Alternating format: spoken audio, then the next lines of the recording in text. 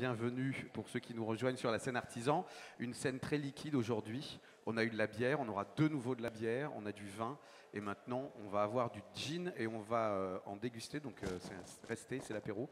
On va boire deux gin tonic exceptionnels. Ils viennent de chez Birdie, dont voici, c'est écrit dessus, hein, dont voici le fier représentant, Thomas Georges. Merci d'être là. Est-ce qu'on peut l'applaudir s'il vous plaît? Et à côté de lui, le non moins formidable Gérald Guy du restaurant Pureté à Lille. Je vous demande de l'applaudir aussi, s'il vous plaît.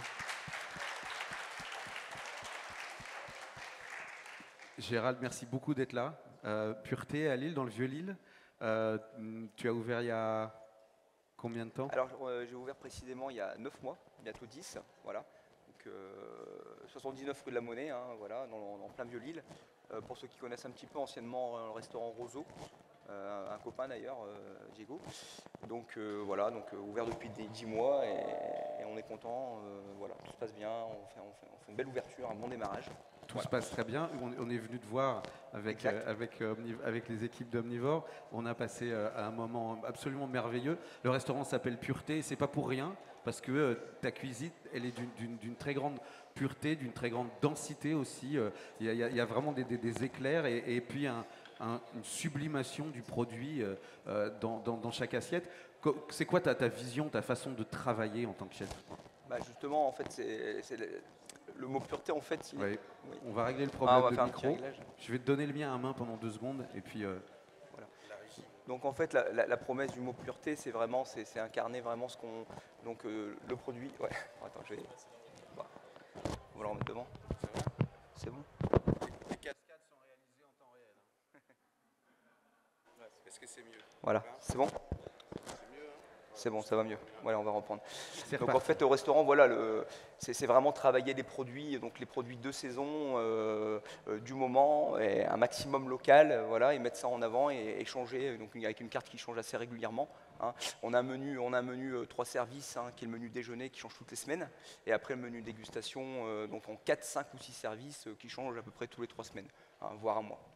Il y a beaucoup de produits locaux dans ce que tu choisis. Il y a beaucoup de choses qui font partie du territoire des Hauts-de-France, on va dire, y compris ce gin, puisque là, on est sur un gin qui est fait en France, qui est fait là. Tu vas faire une recette. Alors, qu'est-ce qui se passe? Quel est le lien entre cette recette, entre le gin de Thomas? Alors justement, l'histoire déjà, c'est quand je suis arrivé sur l'île, c'était l'histoire déjà, c'est avec Thomas, parce que le gin, il est même né avant le restaurant, quoi. Parce que j'avais le projet du restaurant, mais c'est parce qu'il faut bien sûr le réfléchir quand même en amont. Parce qu'il y a quand même pas mal de réflexion, beaucoup de travail pour créer et puis arriver à cette bouteille, hein, le gin Pureté. Combien? 3 mois de travail au moins, d'essai, il y a beaucoup de... Voilà. 3 mois, ouais. Et voilà, donc c'était vraiment... c'est une belle rencontre, hein, ouais. C'est une belle rencontre, voilà. Ouais. Et donc on a mis tout ce temps pour créer ce gin, et puis maintenant on l'a mis directement, on le fait déguster au client, et le client peut aussi repartir avec, on le met aussi en vente au sein de l'établissement. Voilà. C'est un gin particulier parce qu'il utilise un certain nombre d'épices et de botaniques particuliers. On peut dire lesquels? Qu'est-ce qu'on retrouve dans ce gin? Oui, il y a de l'estragon, de l'églantier, du poivre de Sichuan, entre autres. Et on part toujours, nous, d'un alcool de blé des Hauts-de-France. Et là, dans la recette que tu vas faire, oui, on va retrouver les ingrédients. Alors justement, le but du jeu, c'est partir sur un produit local, donc la langoustine, voilà, partir sur une langoustine de Boulogne-sur-Mer. Et en fait, j'ai envie de reprendre tous les éléments en fait, du gin, de la composition. Donc à la base, c'est la baie de genièvre. Donc et nous aussi, on y a rajouté du houblon aussi, hein, pour rester aussi régional, bien sûr. Après, la baie d'églantier. Après, pour le côté floral, nous avons mis aussi du coquelicot dans la recette. Et poivre de Sichuan, ça c'est surtout la touche birdie, hein, c'est un peu leur caractéristique, hein, c'est toujours mettre un ingrédient qui vient un peu d'ailleurs, hein, d'où le nom birdie, hein, l'oiseau migrateur. Hein. Thomas va mieux l'expliquer que moi. Voilà, donc c'est reprendre tous ces éléments, et j'ai oublié aussi le principal, l'estragon, hein, qui est quand même la base aussi du gin, la structure du gin, parce que c'est pour vraiment le côté, voilà, le côté un peu anisé qui va relever ce gin. Et voilà, puis le tout après, c'est trouver justement le bon dosage Et voilà, donc Une bonne équipe. Si bonne tu équipe. veux, est-ce que tu veux commencer je vais commencer à travailler dessus. travailler? On va Pas de continuer problème. évidemment à Voilà. parler. Avant qu'on parle de ce jean spécifique qui est le jean pureté et qui a été créé pour le restaurant, Pour il y a aussi toute une gamme, Gérald l'évoquait, d'autres jeans que vous faites chez Birdie. On voit les bouteilles qui sont là-bas et effectivement avec des ingrédients qu'on n'attendait pas ou qui sont un petit peu surprenants. Il y a du timut, j'ai vu. Du poivre de timut, il y a énormément de botaniques qui viennent de partout dans le monde. Nous, on fait du gin depuis 3 ans maintenant, un peu moins de 3 ans. On fait du gin, on ne fera que du gin. On part d'un alcool de blé des Hauts-de-France sur lequel on vient rajouter un peu d'exotisme. Et donc, on va avoir des gins au poivre de timut, c'est un poivre du Népal qui sent fort le pamplemousse avec de la rose de Damas, un autre au kombava, un autre à la verveine, et vous allez le goûter par la suite, un autre à la feuille de shiso qui va sortir. Ok, là celui qu'on va goûter tout à l'heure à la fin, on va en goûter 2. Oui. Le deuxième qu'on va goûter, c'est une exclusivité, c'est la dernière création. C'est notre Personne dernière n'a encore bu. création qui sortira dans un mois, dont on est Bon, assez on est fiers, content, merci, voilà. c'est une avant-première. Celui qu'on va boire avant, ce sera lequel? Ça sera le gin pureté qu'on Gin a pureté. fait en collaboration Évidemment. du coup avec Gérald. En gros, quand un chef vient nous voir, il nous donne son intention, son orientation, sa vision. Et nous, avec Gauthier qui est au premier rang ici, on crée ce gin avec des dizaines et des dizaines de recettes différentes, avec différentes proportions, différentes botaniques, pour arriver à la volonté du chef. Avec Gauthier, cette aventure de Birdie que vous avez montée tous les deux, elle a commencé quand et comment? Il y a un peu moins de 3 ans maintenant, du coup, octobre 2019. Nous, à la base, on était salariés d'une start-up, donc on ne vient pas du tout du monde du gin. On voyageait beaucoup grâce à cette start-up. La start-up est partie en liquidation judiciaire. Du coup, on s'est retrouvé sur le carreau et du coup, on s'est dit, bah, c'est le bon moment pour lancer notre distillerie. On est au chômage, on va boire du gin. C'est exactement ça. Et du coup, vu qu'on aime bien manger, le gin, ça pouvait nous permettre de mettre toutes les saveurs de tous nos voyages à l'intérieur de ce liquide en fait. Puisque le gin, légalement parlant, c'est de la baie de Genièvre et tout ce qu'on veut tant que c'est naturel. Et donc en fait le terrain de jeu est infini, raison pour laquelle on a un gin au kombava qui est assez agrume, un gin un peu plus végétal à la verveine, un gin plus épicé, etc. Alors, légalement, le gin, ça doit être un alcool distillé. Ouais. Vous n'êtes pas distillateur, là c'est quelque chose que vous sous-traitez ou vous distillez? Oui, exactement. En fait, l'alcool de base, l'alcool de blé, on se fournit un grand industriel qui nous fournit cet alcool-là.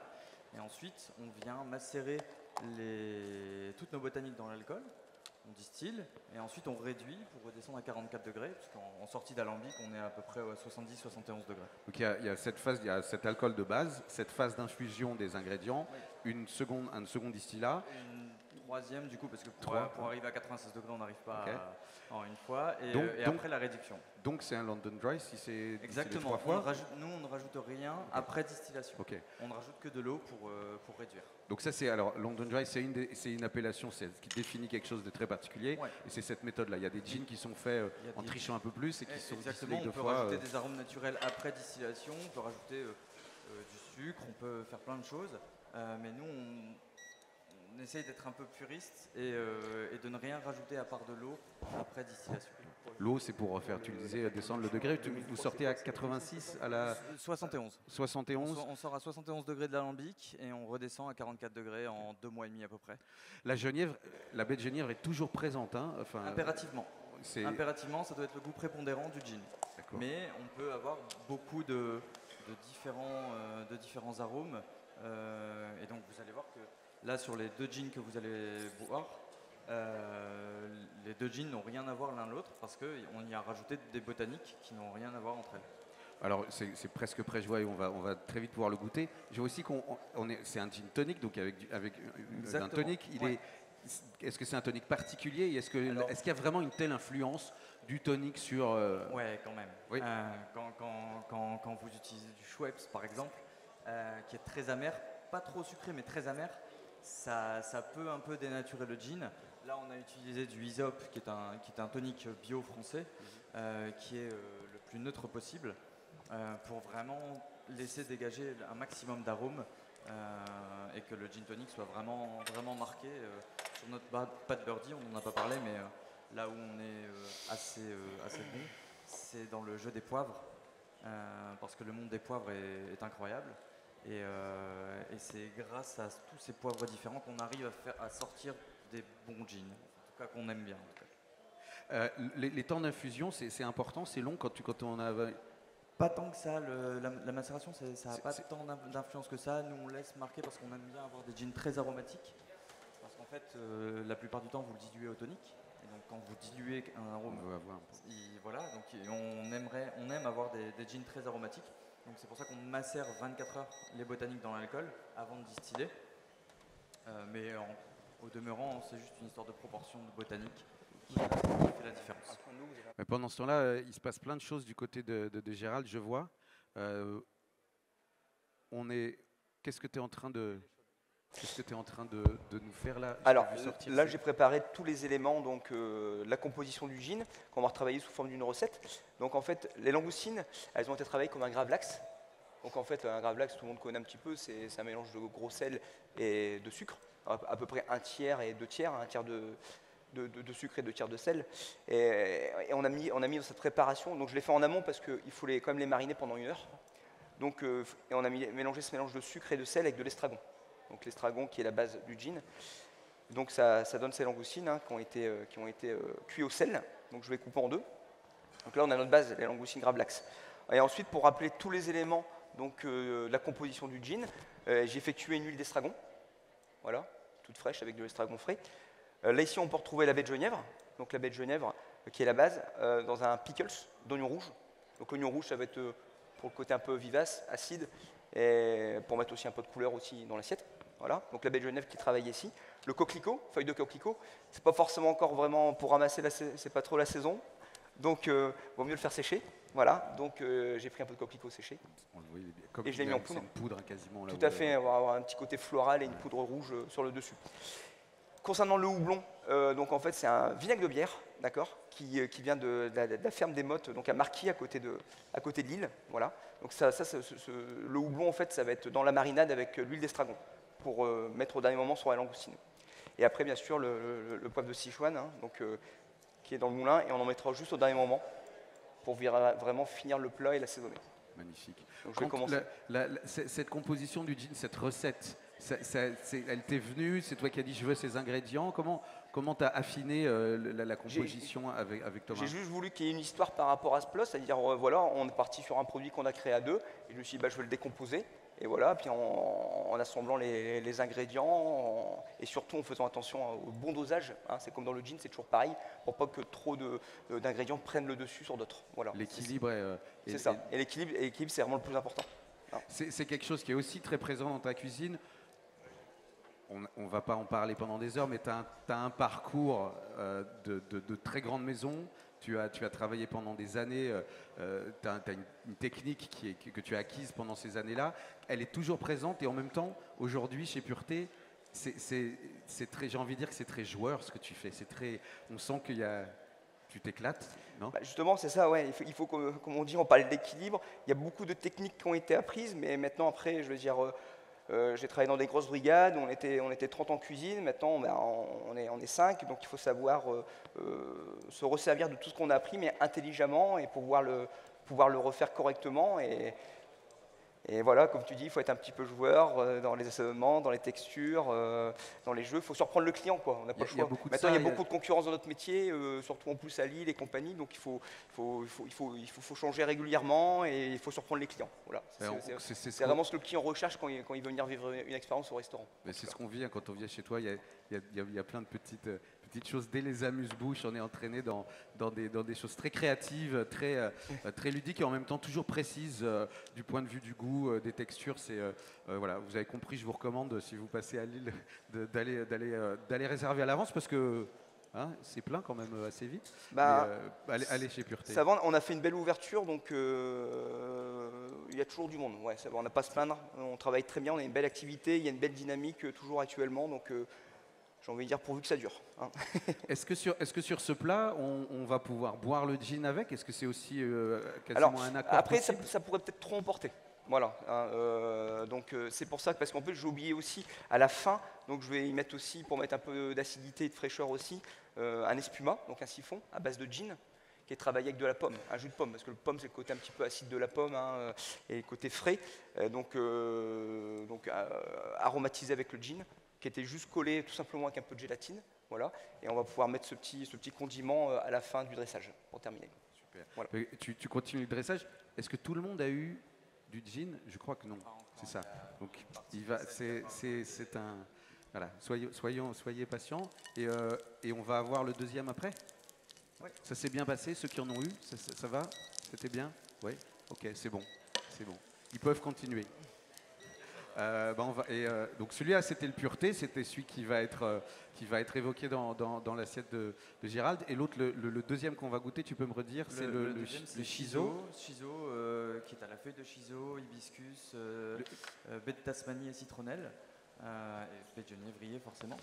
Donc qui est encore complètement différent du gin qu'on a fait avec Gérald, qui est notre nouvelle création qui sort dans un mois. Créer un gin comme ça, trouver cette recette, imaginer, ça prend combien de temps en recherche et développement? Enfin, c'est comme ça que En fait, pour créer nos recettes, on a des petits alambics 10 litres qui nous permettent de tester rapidement et d'itérer, donc de faire beaucoup de recettes, beaucoup de changements entre les botaniques elles-mêmes. Moi, je travaille beaucoup avec Gauthier, du coup, qui est le cofondateur de la distillerie. Pour y intégrer des botaniques différentes. Là typiquement, on savait que la dominante, ça allait être le shiso. Et sur ça, on y a assemblé d'autres botaniques, dont l'hibiscus, la citronnelle, la baie de Tasmanie. Ça, c'est un travail qu'on fait ensemble avec Gauthier. Et une fois qu'on a cette trame principale, après, c'est beaucoup de travail pour trouver l'équilibre entre toutes les botaniques entre elles. Il y a des gins qu'on va pouvoir sortir qui vont être trop poivrés, d'autres trop sur l'hibiscus, etc., etc. Donc c'est vraiment un travail ça peut durer, voilà, avec Gérald ça a duré 3 mois. On va sortir un autre gin avec Mathieu Boutroy du Cerisier, on a mis aussi 3 mois à sortir. Là, Shiso, on a mis 3 semaines intensives l'été dernier, à hauteur de 4 distillats par jour à peu près. Et ouais, j'allais dire, et c'est beaucoup on essaye, on se trompe, on ajuste comme ça. C'est vraiment on goûte, on se dit, c'est comme ça que ça se passe vraiment? Ouais, nous on goûte déjà, et ensuite on fait goûter à quelques amateurs de gin de la métropole lilloise, qui ont un palais beaucoup plus développé que le nôtre, et qui nous orientent, qui nous aident en fait à trouver la bonne recette et pour ensuite la produire à grande échelle. Le premier chef avec qui vous avez collaboré, c'est Gérald. Tu parlais maintenant de Mathieu. Est-ce qu'il y en a d'autres Pour l'instant, on a stoppé les collaborations parce que ça prend énormément de temps, et qu'on doit se concentrer nous sur Birdie. Donc pour l'instant, on a arrêté ce genre de collaboration par manque de temps. Donc on a Gérald, on a Mathieu, et puis pour l'instant on s'arrête là. Et alors en l'occurrence, ce gin pureté, on le trouve que au restaurant? Oui. C'est une exclusivité. Tu disais, Gérald, on peut aussi acheter les bouteilles chez toi, mais surtout tu le sers en apéro, en cocktail. Tout à fait. On fait en ce moment, avec mon maître d'hôtel, on a mis en place un gin donc sous forme de cocktail, hein, qui peut évoluer au fur et à mesure du temps. Donc il change tous les 2-3 semaines en général. Et après, moi de mon côté, je vends énormément en cocktail gin tonic.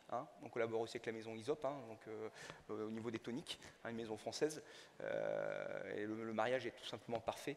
Donc beaucoup de ventes en apéritif, et après aussi beaucoup aussi en digestif. Ce qu'il faut dire aussi, c'est que c'est un gin aussi très aromatique.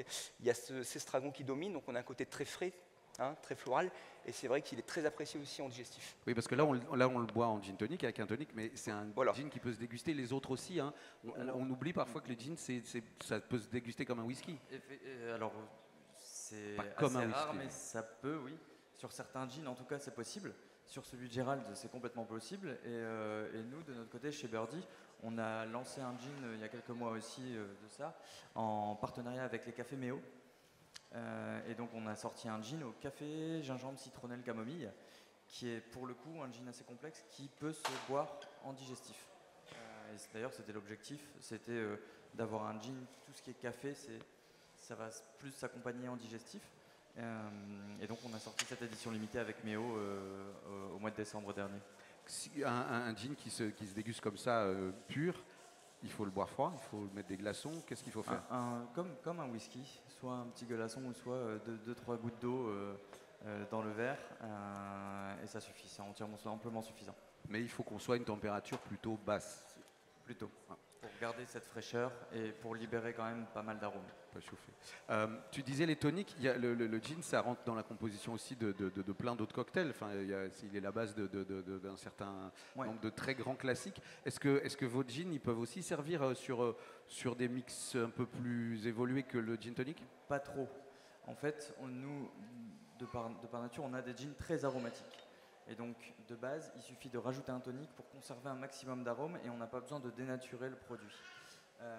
Quand on s'est lancé, justement, on voulait éviter de devoir travailler tous les produits parce qu'en fait, on se rendait compte que les gens, une fois rentrés chez eux, ils ont juste besoin de mettre leur petite dose de gin et leur dose de tonique et ils ont leur cocktail déjà préfait. Alors, ils peuvent rajouter des rondelles de citron, un coup de moulin à un poivre de timut, etc. etc. Mais nous, de base, on préconise nos gins, en tout cas, avec le tonique le plus neutral possible, sans autre artifice. Pour bien sentir ces arômes. Est-ce qu'on est passé au shiso déjà? Non, déjà on peut y aller. Non, on peut le servir aussi? Merci beaucoup. Les commis qui nous aident sur toutes les scènes de l'école du Touquet, je vous demande de les applaudir, s'il vous plaît. Ils sont là pour servir, pour aider les chefs, pour tout débarrasser, nettoyer. Ils font même la plonge. Comment ça se passe, Gérald?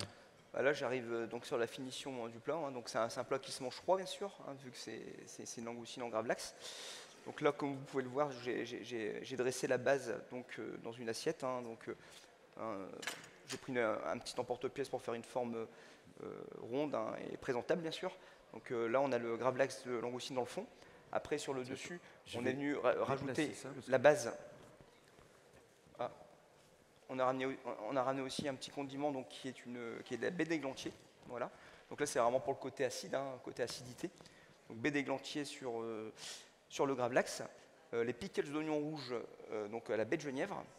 Ensuite, pour y mettre un peu de couleur, et cette saison, on a mis des petites asperges en itongale. C'est des asperges épi de blé, toutes fines. Voilà. Juste revenu 5 secondes dans l'huile d'olive. Il faut que ça reste très croquant. Et ici, donc là, j'ai ma base. Maintenant, après, je vais donc mettre un peu de sarrasin soufflé, voilà, pour le croustillant. Pour jouer sur la texture. Et jouer un petit peu sur la texture. Voilà. Il ne faut pas oublier, je vous avais dit que j'avais mariné la langoustine avec le vinaigre aussi de bière, qui est aussi un élément qui fait partie du gin. Et ensuite, là, j'ai préparé un espuma. Donc à base de... Ça, c'est le gin. Hop. Il faut que j'amorce avant parce que c'est pas toujours évident. Il y a eu la route en plus, donc ça c'est quelque chose qui doit se faire un petit peu avant parce que ça prend au frais. Donc voilà, c'est une base de jus de pomme avec le gin pureté. C'est toujours très dur les siphons sur scène. On a des lumières, il fait chaud. C'est pas du tout les conditions de la cuisine. On sait que voilà, c'est aussi. Ouais, c'est pas toujours. Il y a mieux. Elle part bien. Voilà, ça va encore. Très beau. Il y a eu pire. Donc cet espuma de gin. Voilà, ici. Qu'est-ce que tu vas le dressage? Alors là, ici, sur l'espuma, après, on va mettre des petites feuilles de capucine sur le dessus. Feuilles de capucine que tu l'as enlevé, tu l'as taillé à l'emporte. Je l'ai taillé un petit peu pour que ce soit plus présentable, plus joli. Alors, on est vraiment sur un plat qu'on aurait pu dresser au restaurant. Voilà. Des petites feuilles d'oxalis. Voilà, qui sont rouges, qui sont sympas, qui votent pareil. C'est une feuille qui est beaucoup sur l'acidité. Après, j'ai de la poudre de coquelicot. La poudre de coquelicot, elle va amener... côté floral un petit peu. Okay. Voilà. Ça a un goût assez, quand même un petit peu prononcé, non? Non, ça va, c'est quand même assez doux. Justement, c'était le but du jeu, c'est pas prendre des fleurs qui prennent trop le goût et puis qui emportent le dessus. Donc il faut trouver les bons équilibres. Ça se passe bien ce gin shiso? Ils peuvent le mettre en bouteille? Ça va? Tu es content? Tu es satisfait? Ouais. Ça va. Est-ce que tout le monde en a eu? Magnifique. Chapeau. Je vous demande, pendant que vous finissez de déguster ce gin, d'applaudir la très belle assiette de Gérald du restaurant Pureté à Lille. je ne saurais que vous recommander chaudement d'aller rendre visite à ce jeune chef talentueux. Merci Gérald d'être venu. Je vous demande aussi d'applaudir Thomas, Georges, les Gin Birdie. Merci. Merci. Merci pour cet apéro tardif mais délicieux.